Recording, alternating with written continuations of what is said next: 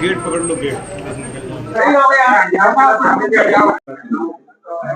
जैसा कि आप सबको पता है कि 25 दिसंबर को लगभग 4:45 बजे पुलिस को सूचना प्राप्त हुई थी कि बरका चौकी क्षेत्र, जो कि खैर थाने में पड़ता है, उसमें एक गांव के रोड पर एक लावारिस गाड़ी है और इस गाड़ी में 2 डेड बॉडी है। ये पब्लिक के एक व्यक्ति ने पुलिस को सूचना दी थी। पुलिस तत्काल मौके पर पहुंची थी, अभी मौके पर गया था, फील्ड यूनिट भी मौके पर आई थी।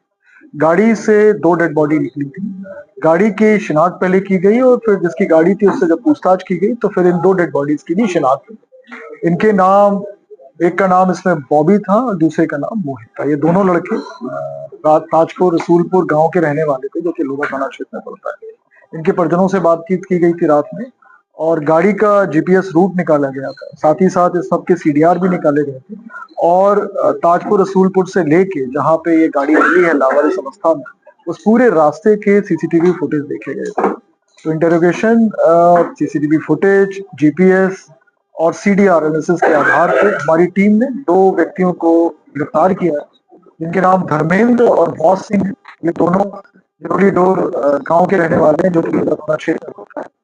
इनसे पूछताछ की गई तो उन्होंने बताया कि ये बॉबी को जानते थे और बॉबी ने इनको पैसे उधार दे रखे, धर्मेंद्र को लगभग 2,500 रुपये उधार दे रखे था। बॉबी मांग करता था, इन्होंने लगभग 1.5 लाख रुपए चुका दिए थे उसको। एक गाड़ी, अभी नई गाड़ी लेना चाह रहे थे, एक सेकेंड गाड़ी थार लेना चाह रहे थे।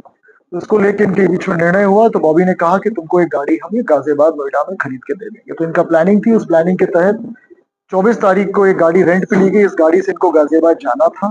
तो 25 तारीख को फिर इन्होंने प्लान किया।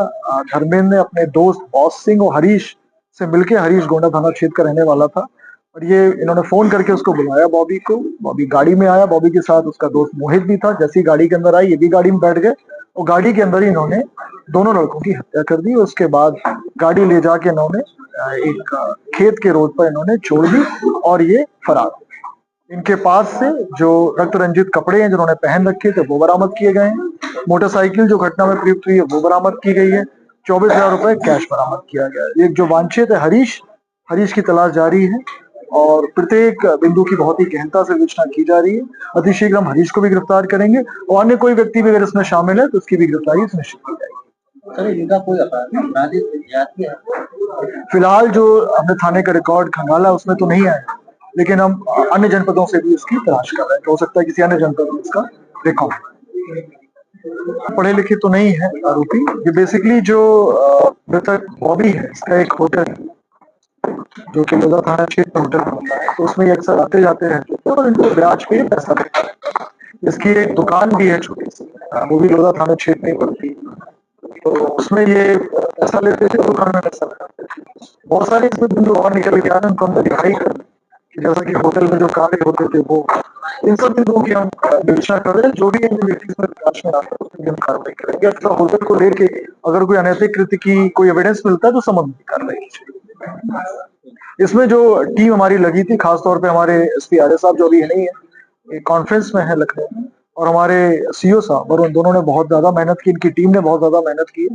तो इनकी पूरी टीम को मेरी ओर से 25,000 रुपए इनाम की घोषणा की जाती है। बहुत ही सराहनीय काम किया। बहुत ही मैंने देखा, क्योंकि रात में जब कोहरा था पूरे टाइम लगे रहे बिना सोए, कंटिन्यूस उन्होंने काम किया है। जैसे सूचना मिली है 4:45 25 तारीख की शाम को 4:45 बजे से अब तक निरंतर इन्होंने कार्य किया। बहुत ही उसमें उसमें भी टीम लगी हुई है। हमारे पास कुछ फुटेज मिले हैं और डेवलप हम लोग उनको कर रहे हैं। फिलहाल क्योंकि रात का टाइम है तो उनको डेवलप करने में समय लग रहा है, लेकिन टीम हमारी लगी हुई है। कई टीम इसमें लगी। नहीं, ऐसा तो कुछ नहीं है। ऐसा तो कुछ नहीं है। कुछ समाचार पत्रों में ये छपा है, लेकिन मुझे नहीं पता वो कहाँ से छपा है। हमारी उसमें तो नहीं है, रडार में ऐसा कहीं कुछ। किस केस में?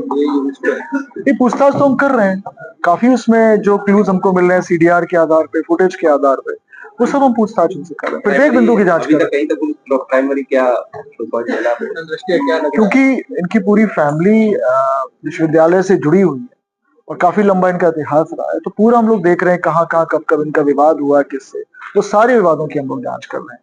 हो सकता है पूर्ण कोई विवाद रहा हो, उसको लेके ये घटना कारित की गई है, या इनका कोई व्यक्तिगत कार्य रहा हो, जैसे प्रॉपर्टी को लेके भी बातचीत आ रही है, तो हर दिन हाल में भी कोई विवाद सामने आया है? फिलहाल तो नहीं, फिलहाल तो कोई विवाद नहीं आया, अभी लेटेस्ट का कोई नहीं है। कैंपस में सुरक्षा को लेकर पुलिस ने कोई नीति तैयार की हो, किसी तरह का कोई कोऑर्डिनेशन हुआ हो एयरयू एडमिनिस्ट्रेशन के साथ? उनसे बात की गई है, उनको पूर्व में भी बताया गया है और दोबारा भी बताया गया रिगार्डिंग सीसीटीवी कैमरे और रिगार्डिंग जो उनका डिप्लॉयमेंट है उसको। कैमरे तो काफी बंद है। हाँ, जो इन्वेस्टिगेशन टीम को जो जानकारी हुई उसके हिसाब से अधिकांश कैमरे बंद हैं।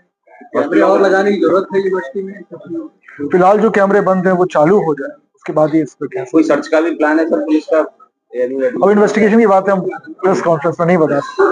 इन्वेस्टिगेशन